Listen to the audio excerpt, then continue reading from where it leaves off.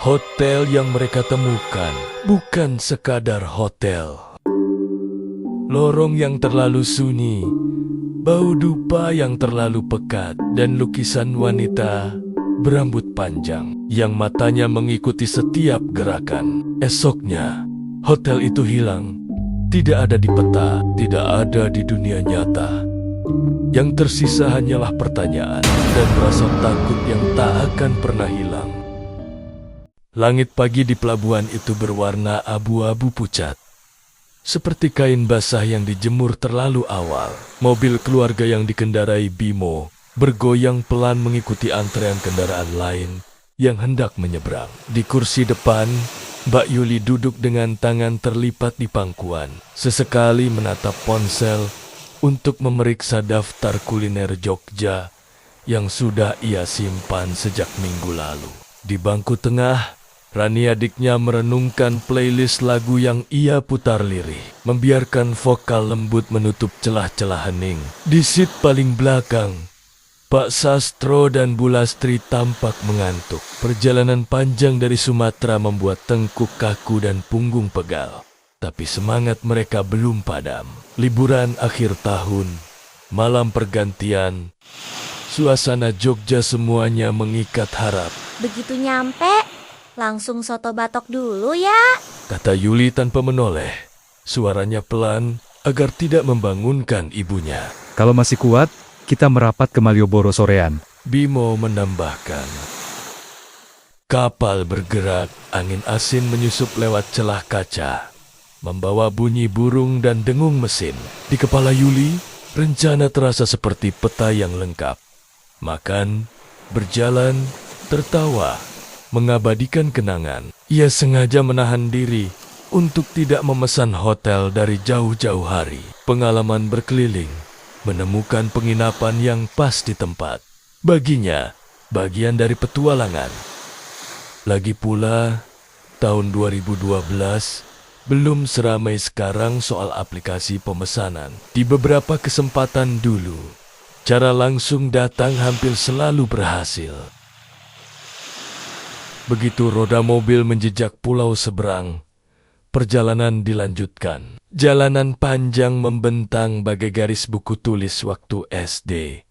Rata, berulang, memberi ruang untuk obrolan. Rani bercerita tentang rekan kerjanya yang batal liburan. Yuli menimpali dengan kisah lucu dari ruang kantor. Dan Bimo sesekali mengeluarkan jeda untuk fokus melewati truk lambat di depan. Menjelang siang, pelang selamat datang di Yogyakarta, menyapa seperti teman lama.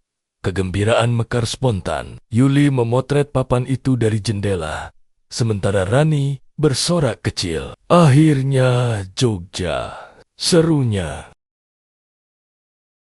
Mereka memulai perburuan. Hotel pertama penuh, hotel kedua penuh, ketiga, keempat, kelima semuanya memajang kata nomor vacancy. Entah lewat resepsionis yang menggeleng, entah lewat pelang kecil di kaca. Waktu menetes seperti lilin, pukul 10, lalu 11. Di jok belakang, Bu Lastri memejam. Pak Sastro juga. Rani mencoba bercanda, tapi suaranya menyusut. Bimo tetap tenang, namun keningnya mulai berkerut. Yuli memegang peta mentalnya, mengencangkan sabuk kesabaran. Mereka bergerak menjauh dari pusat kota, menuju pinggiran di mana lampu-lampu lebih jarang. Suara semakin sedikit. Pohon-pohon besar tumbuh memanjang ke langit, menaki gelap. Jalanan melebar lalu menyempit. Rambu jarang terlihat. Bimo menurunkan kecepatan, memastikan tikungan yang terasa mendadak. Kita coba lagi 1-2 tempat di luar. Ya, katanya. Mobil berhenti di halaman yang tidak luas, dipagari semak yang tumbuh setengah liar. Parkiran itu lengang. Hanya ada beberapa motor tua bersandar. Joknya retak-retak, catnya samar. Tidak ada mobil pengunjung lain. Lampu teras memantulkan kuning lemah ke permukaan lantai semen yang retak di sana-sini. Di resepsionis, lewat kaca jendela yang buram, tampak seorang pria berdiri tegak. Ia menunduk ketika melihat mobil berhenti, lalu menegakkan punggung seperti boneka yang ditarik talinya. Kayaknya ada orang, kata Rani, setengah lega, setengah ragu. Coba turun, ucap Yuli, melepas sabuk, menoleh pada Bimo. Aku sama Rani ke resepsionis, yang lain tetap di mobil. Bimo mengangguk. Jangan lama, ia menatap jam di dashboard. Hampir pukul 12, angin malam menggeliat di sela-sela pepohonan. Yuli dan Rani melangkah ke teras, lantai terasa lembab. Ada bau tanah basah bercampur sesuatu yang manis seperti bunga yang terlalu lama di vas. Saat mereka membuka pintu kaca, lonceng kecil di atas berbunyi nyaring, memecah hening. Resepsionis itu berusia entah berapa, wajahnya bersih, datar, matanya tidak terlalu besar, berkedip jarang, senyumnya tipis, seperti garis pensil. Selamat malam, ucapnya, suaranya pelan, hampir berbisik. Ada yang bisa dibantu? Kami butuh kamar, Pak, kata Yuli, untuk 3 orang. Orang tua kami sedang di mobil. Suami saya juga. 1 kamar tersisa. Balas resepsionis itu tanpa berpikir. 2 bed, cukup untuk 3 orang. Rani menahan leganya. Resepsionis merogoh laci, mengeluarkan buku tamu yang menguning di tepinya. Ia menyodorkan ballpoint. Mohon isi nama dan tanggal. Pembayaran malam ini juga. Yuli melirik Rani. Baik, ia menulis hati-hati. Merasakan mata resepsionis yang tidak berpaling sedetik pun sebelum Yuli menyerahkan buku itu kembali. Resepsionis menambahkan kalimat yang terdengar aneh. Mohon diperhatikan aturan hotel kami. Setelah booking, tidak boleh pindah ke hotel lain. Dan di malam hari, mohon tidak keluar hingga pagi. Rani menahan napas, menatap Yuli. Tidak boleh keluar demi ketertiban, jawab resepsionis. Masih dengan nada datar. Kami pernah terganggu. Tamu yang mondar-mandir. Yuli berusaha rasional. Mungkin keamanan, mungkin kebijakan usang. Ia mengangguk. Baik, kami paham. Kunci kamar diberikan. Gantungan logam bulat. Nomor yang diukir setengah pudar. Resepsionis mengisyaratkan seorang petugas lelaki muda dengan wajah capek untuk mengantar. Lewat sini, Bu. Mereka keluar sebentar memberi kabar pada Bimo. Kita dapat kamar, kata Yuli. 2 bed, kita bertiga masuk dulu. Ibu dan ayah istirahat di mobil dulu ya. Bimo menimbang. Aku temani di mobil. Kalau aman, besok kita atur ulang. Pak Sastro membuka mata, mengangguk pendek. Kalian masuk saja, ibu juga capek. Petugas menggiring Yuli dan Rani ke lorong panjang. Lampu-lampu gantung kecil menyala temaram. Dinding dihias bingkai foto yang sulit terbaca gambarnya karena kaca buram. Suara sandal petugas menyeret pelan, ritmenya teratur. Lorong itu sepi, tidak ada suara televisi dari balik pintu. Tidak ada ketukan, tidak ada tawa cekikikan tamu, hanya hening yang memanjang. Tamu lain? Tanya Yuli, menjaga suaranya tetap ringan. Ada? Jawab petugas pendek. Kamar penuh. Rani melirik Yuli. Di parkiran tadi, tidak banyak kendaraan. Ia menelan pertanyaan. Lorong itu mendadak berbelok, dan di ujung belokan, bukannya deretan kamar, ada tangga menurun. Besi pegangan terasa tua, catnya terkelupas. Dari bawah, udara dingin lebih pekat, membawa aroma lembab. "Turun?"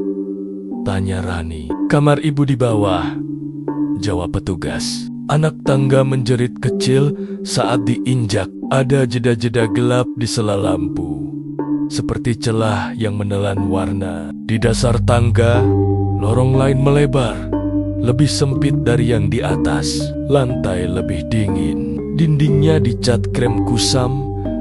Beberapa titik bernoda seperti bekas air. "Di ujung," kata petugas. Mereka berjalan lagi, melewati satu pintu yang tertutup rapat, lalu satu pintu lain yang tak bernomor. Di sisi kiri, ada meja kecil dengan vas bunga campuran melati dan bunga yang tidak Yuli kenali. Beberapa kelopaknya coklat di tepi. Di bawah meja, sebuah payung dengan gagang kayu tersandar. "Dekorasi lama," gumam Rani. Petugas berhenti di sebuah pintu dengan nomor logam. Ia memasukkan kunci, memutarnya, lalu mendorong. "Silakan, Bu." Yuli melangkah duluan. Udara kamar lebih hanyut. Ada bau dupa samar, bercampur aroma apek. Mata Yuli langsung tertarik pada lukisan besar di dinding depan. Seorang wanita berambut panjang, mengenakan kebaya gelap, menatap lurus ke arah pintu, seakan menyambut siapapun yang datang. Matanya bukan menyorot, namun bersinar dingin, seperti permukaan air di malam hari. Rani berdiri di ambang, merapat ke Yuli. "Kenapa harus pas di situ ya?" gumamnya, setengah bercanda, setengah menghindar. "Terima kasih," kata Yuli pada petugas. Dia membalas anggukan, mundur pelan, lalu menutup pintu. Klik. Suara itu terasa lebih keras dari semestinya. Rani menaruh tas ransel di kursi, lalu menjatuhkan badan ke bed dekat jendela. Akhirnya, ia menarik selimut sampai ke dada. Yuli mengecek kamar mandi lampu kuning, cermin oval kecil, ember plastik. Ia membasuh wajah, menepuk pipi. Ketika kembali, Bu Lastri sudah menyusul masuk bimo mengantar sebentar agar ibunya bisa rebah. "Ibu tiduran ya, Nak?" katanya. Kepala ibu berat. "Tidur, Bu," kata Yuli, melembutkan suara. Rani mengangguk dari bed sebelah. Kamar tenggelam ke dalam keheningan yang hampir bulat. Hanya suara napas, desis pendingin udara yang tidak terlalu kuat, dan bau itu, bau manis yang aneh, seperti dupa yang sudah hampir padam. Yuli mengambil parfum dari tas, menyemprot 2 kali ke udara, berharap menyapu aroma yang menempel di dinding. Ia tidak tahu, saat tetes-tetes parfum itu turun seperti hujan kecil, sesuatu yang lain juga bergerak. Pelan, seperti mata yang pelan-pelan membuka. Malam menua, jarum jam merangkak lewat angka 12. Lalu setengah 1. Rani sudah tergelincir ke dalam tidur yang setengah gelisah. Napasnya kadang tersengal pendek, lalu kembali teratur. Bu Lastri memiringkan badan, selimut sebatas bahu, bibirnya sedikit terbuka, wajahnya lelah tapi teduh. Yuli masih duduk di tepi bed dekat meja kecil. Botol parfum diletakkan miring, tutupnya diambil, dipasang kembali beberapa kali, seperti kebiasaan untuk menenangkan diri. Ia menatap lukisan itu. Ada sesuatu dari tatapan si wanita yang tidak bisa ia mengerti. Bukan marah, bukan sedih, bukan kosong. Lebih menyerupai menunggu. Koordinat mata pada wajah yang dilukis itu seolah menyusul langkah Yuli kemanapun ia bergerak di dalam kamar.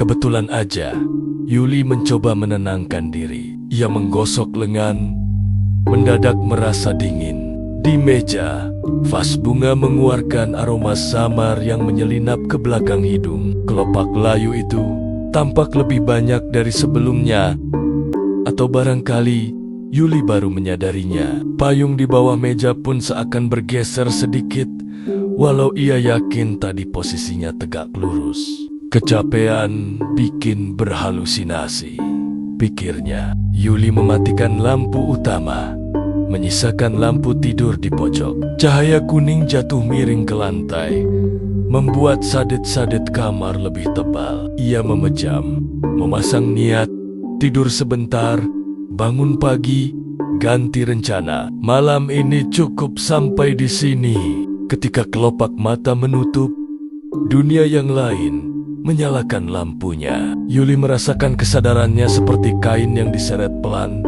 dari tubuh tidak sepenuhnya. Hanya segaris cukup untuk membuatnya tahu bahwa badannya masih di kasur. Namun ada bagian darinya yang berdiri. Dalam kabut putih tipis, dua wanita berbusana Jawa muncul dari sisi kanan dan kiri. Mereka tidak menatap penuh, hanya tersenyum samar. Dan masing-masing menggenggam salah satu lengan Yuli. Sebentar, Yuli hendak berkata, tapi bibirnya terasa petang. Suara tidak keluar. Ia ingin menoleh ke Rani dan Bu Lastri, memastikan keduanya ada. Namun kepalanya seperti ditopang tangan tak terlihat, digiring perlahan ke arah pintu. Lorong hotel terhampar lagi, tetapi tidak sama. Dindingnya lebih kusam, lampu-lampu lebih jarang, dan bingkai-bingkai foto kini seperti potret orang-orang yang berdiri di halaman rumah. Semua wajahnya tidak jelas, kabur oleh cahaya. Kaki Yuli menyentuh lantai yang lebih dingin dari sebelumnya, dingin yang menembus telapak, naik ke betis seperti air sumur dini hari. Kedua wanita itu melangkah mulus, kainnya melambai tanpa suara, membawa Yuli melewati tangga yang tadi mereka turuni. Di sana, aroma dupa menebal, menjadi garis panjang yang memandu ke satu arah. Yuli melihat cahaya di ujung lorong, bukan cahaya lampu, melainkan seperti lingkaran putih yang meredup dan menguat dengan ritme napas. Jantung Yuli menabuh peringatan, tapi tangannya kuat digenggam. Ia mencoba menarik, tidak bisa. Lututnya ingin berhenti, kakinya tetap melangkah. Bukan langkahnya, pikir Yuli, melainkan langkah ruangan yang menggesernya. Ya Allah, batinnya. Kalimat itu muncul seperti memecah kaca, satu perlahan, kemudian satu lagi. Lafaz yang ia kenal sejak kecil. Doa pendek, terbata, tapi benar-benar diucap dalam hati yang menegang. Genggaman di tangan kanannya melemah, lalu lepas. Wanita di sisi kanan memudar, meninggalkan udara yang lebih dingin di tempatnya berdiri. Wanita di sisi kiri menoleh setengah. Sorot matanya tetap datar, namun tangannya juga mulai kendur. Yuli mengumpulkan sisa-sisa ketegasan. Doanya berlanjut tidak sempurna, tidak rapi, tapi tulus seperti orang yang meminta pintu dibukakan saat hujan. Genggaman di kiri melepas. Sekarang Yuli berdiri sendiri di lorong itu, menghadap lingkar cahaya di depan. Ia menimbang, mundur atau maju. Namun sesuatu dari dalam cahaya itu memanggil, bukan suara, melainkan rasa sini. Yuli melangkah satu tapak, lalu satu lagi. Hawa di kulitnya merinding. Ia mengangkat tangan, hendak menyentuh tepi cahaya. OTT itulah. Dia muncul, wanita dari lukisan. Mula-mula sebagai garis, lalu wajah, lalu rambut yang jatuh seperti tirai. Matanya kini terlihat jelas, tidak lagi di atas kanvas, melainkan di jarak yang terlalu dekat. Dan Yuli berani bersumpah ada kilau tipis seperti air mata yang justru membuat wajah itu lebih seram. Bau bunga menebal sampai menghalangi napas. Suara jauh seperti gending ditabuh lambat-lambat, tetapi diputar terbalik, menjalar dari telinga kanan ke kiri. Yuli mencoba memundurkan kaki, namun lantai seperti menempel. Wanita itu mendekat tanpa menggeser udara, tanpa mengubah suhu, kecuali satu titik dingin yang tiba-tiba berada di atas dada Yuli, seolah ada benda berat, dingin dan tak bernama, menekan dari atas. Yuli tidak bisa bernapas dalam.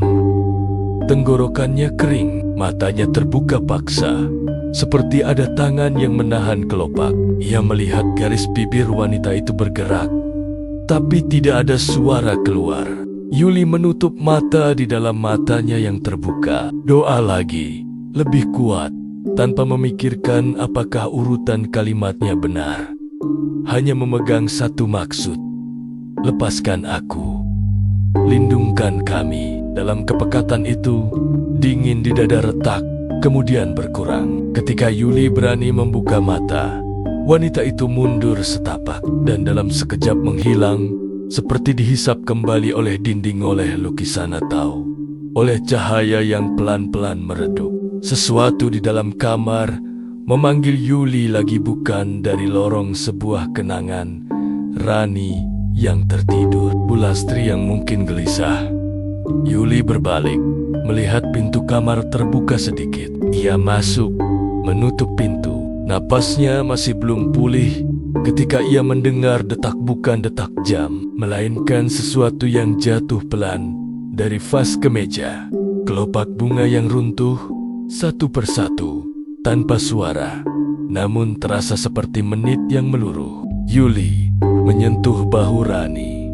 Lembut, "Ron," bisiknya. Rani menggeliat.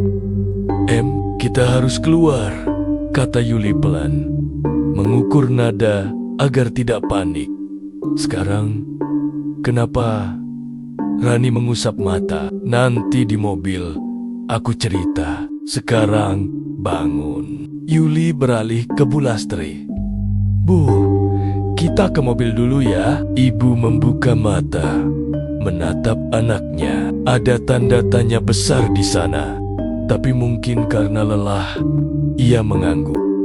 "Baik nak." Yuli meraih tasnya, memasukkan parfum tergesa, dan untuk sesaat melirik lukisan itu lagi. Lampu tidur melemparkan bayangan yang berubah-ubah di wajah si wanita, membuat garis bibirnya seperti bergerak. Di luar, lorong kembali hening. Yuli menggandeng Rani dan memapah ibu.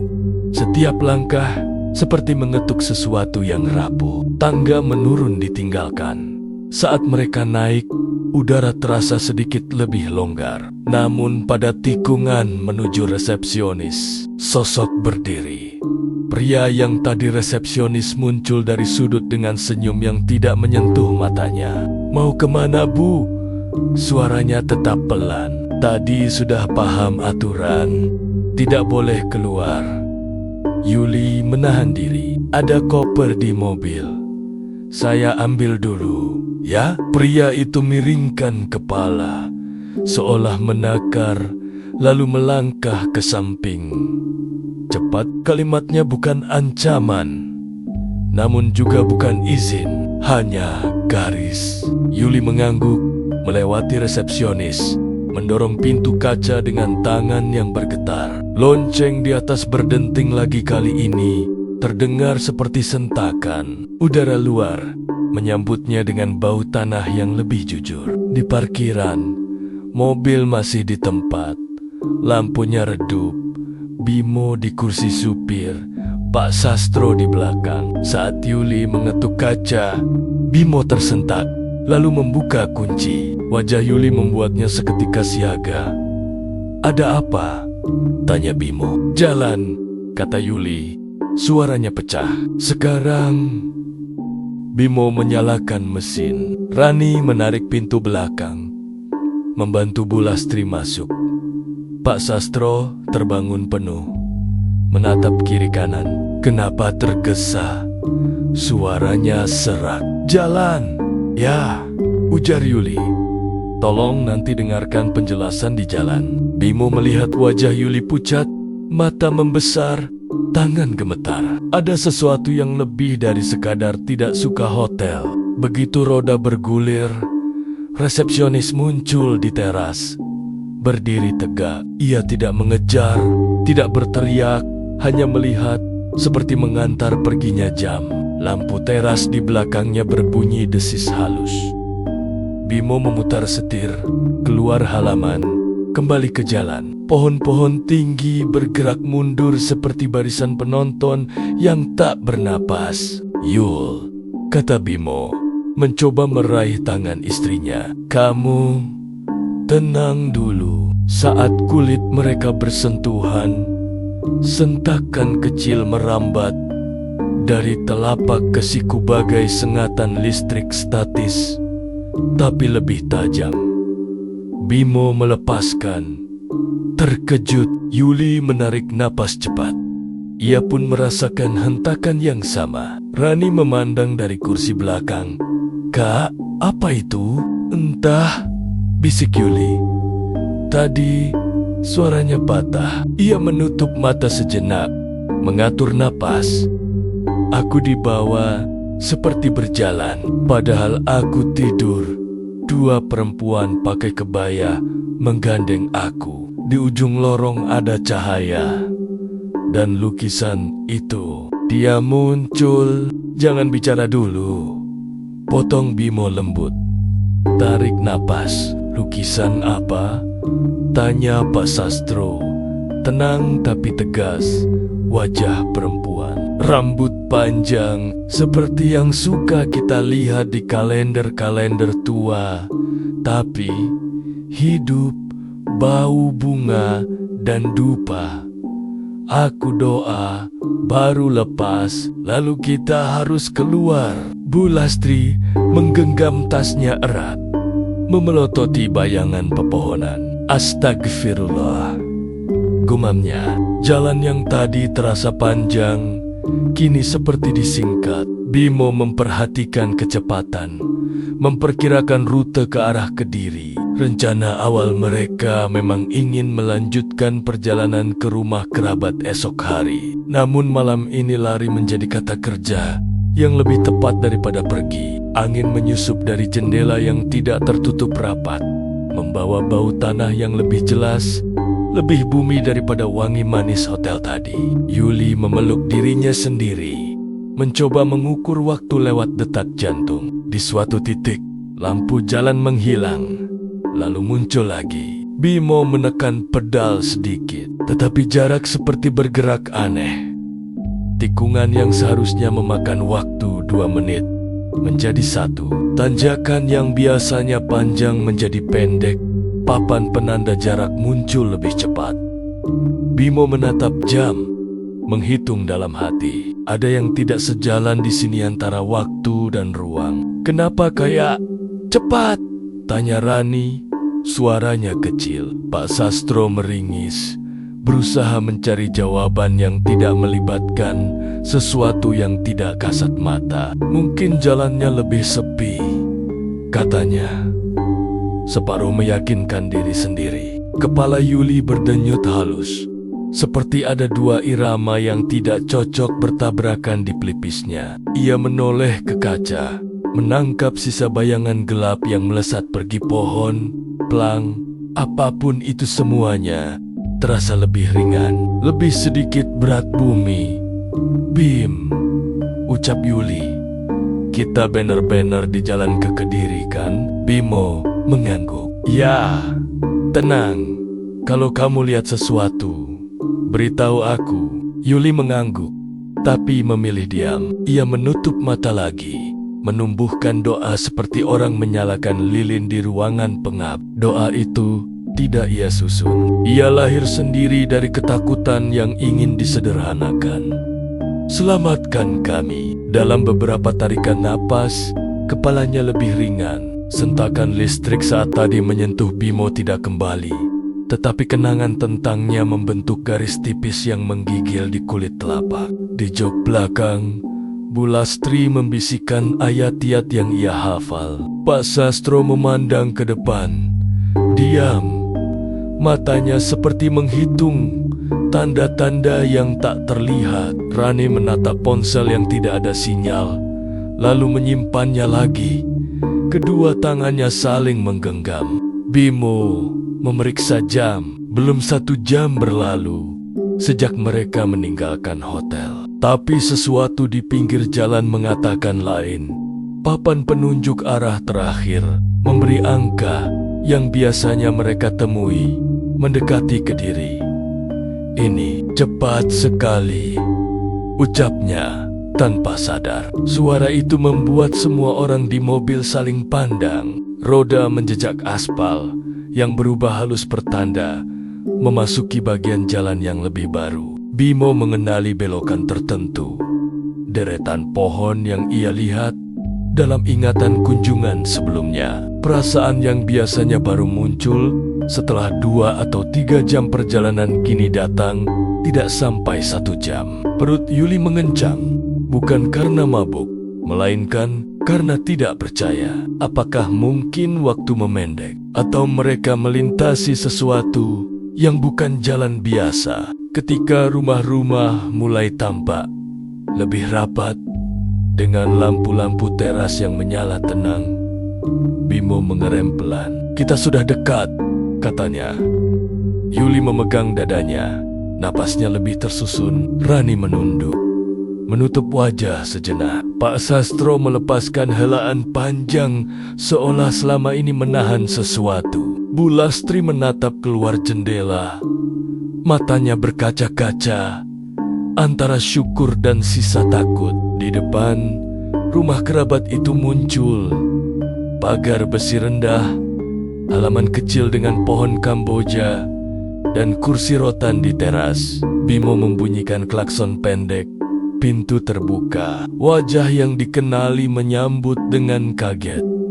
"Loh, cepat sekali!" Bimo dan Yuli saling menatap. Di kepala mereka, jam berdetak dengan cara yang tidak biasa. Malam masih cukup muda, tapi pengalaman mereka seolah sudah menua. Mereka turun, satu persatu. Rasa lega bertemu tanah yang pasti membuat lutut Yuli hampir lemas. Ketika kerabat mempersilakan masuk, aroma rumah masakan yang tertinggal di udara, sabun, kayu membungkus mereka seperti selimut. Namun jauh di belakang kepala Yuli, sebuah ruang tetap terbuka. Lorong hotel, lukisan, bau dupa, dan langkah-langkah yang memandunya ke cahaya. Pintu ruangan itu belum sepenuhnya tertutup. Di ruang tamu, gelas-gelas teh manis mengepulkan uap. Kerabat mereka, seorang perempuan ramah bernama Mbak Raras, sibuk menyiapkan bantal. "Kalian kok cepat banget? Biasanya lama, apalagi malam begini." Bimo duduk, meletakkan kunci mobil di meja. Jalannya sepi, jawabnya pendek, mencoba menjaga cerita agar tidak pecah sebelum waktunya. Yuli meneguk teh, merasakan gula yang menenangkan syaraf. Rani duduk di sebelah Bu Lastri, menyandarkan kepala sebentar. Pak Sastro mengelus janggutnya. Sesuatu yang biasa ia lakukan saat perlu merapikan pikiran. "Raras," ujarnya pelan, "malam ini kami mengalami kejadian yang sulit kami mengerti.